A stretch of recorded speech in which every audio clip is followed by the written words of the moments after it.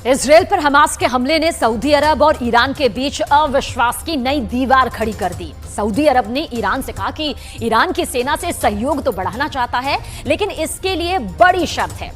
यह शर्त ऐसी है जिसे ईरान कभी पूरा नहीं कर सकता। अब सवाल क्या है? दरअसल सवाल यह है कि क्या यह सऊदी अरब का डबल गेम है?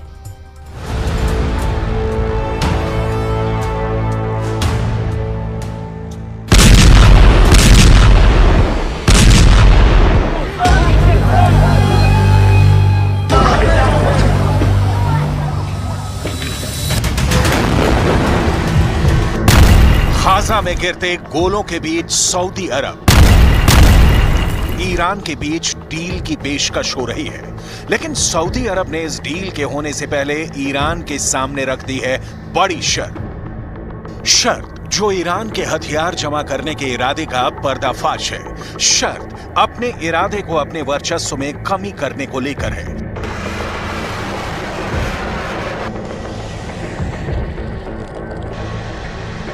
सऊदी अरब ने ईरान के साथ सैनिक सहयोग बढ़ाने के पहले सीधे और स्पष्ट शब्दों में कहा है कि ईरान क्षेत्रीय ताकतों को हथियार सप्लाई करना बंद करे। सऊदी अरब ने अपनी 7 साल पुरानी दुश्मनी को पीछे रखकर इसी साल मार्च में ईरान से दोबारा दोस्ती का नया चैप्टर खोला है, लेकिन उसके पहले ही पेज पर अब सैनिक सहयोग बढ़ाने के लिए शर्त की दीवार खड़ी हो गई है।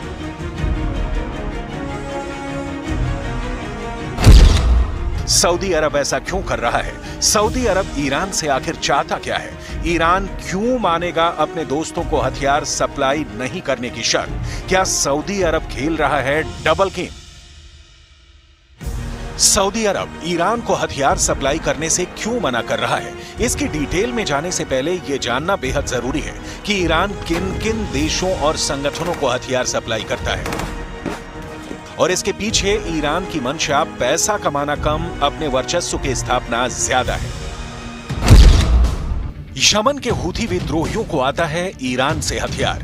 लेबनान के हिजबुल्लाह भी ईरान का हथियार ही चलाते हैं। गाजा पट्टी के हमास लड़ाकों को ईरान से मिलते हैं हथियार। सीरिया को भी ईरान भेजता है हथियार। ईरान रूस तक को हथियार सप्लाई करता है।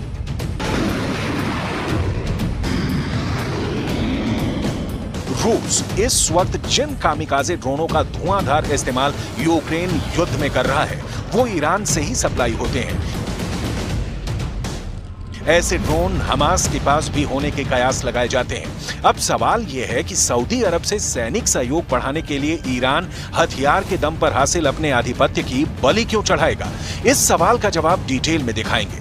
इस वक्त सऊदी अरब की इस शर्त के पीछे और पूरे ईरान सऊदी अरब के बीच रिश्तों की नई और बेहद दिलचस्प कहानी को समझना बहुत जरूरी है। सऊदी अरब इस समय कूटनीति की पिच पर बढ़िया खेल रहा है। हमास के इजरायल पर हमले ने सऊदी अरब को ईरान पर नैतिक नकेल लगाने का मौका दे दिया है। कैसे? इसे विस्तार में समझिए। सऊदी अरब अमेरिका का खाड़ी में सबसे बड़ा सहयोगी है, लेकिन सऊदी अरब अब चाहता है कि सैनिक सहयोग में अमेरिका पर निर्भरता कम की जाए। तो इसके लिए सऊदी अब ईरान से हाथ मिला रहा है। अब देखिए, ईरान अमेरिका का दुश्मन नंबर 1 है। ईरान से दोस्ती भी सऊदी अरब की चीन ने करवाई। चीन भी अमेरिका की दुश्मनी वाली लिस्ट में टॉप पर है। अभी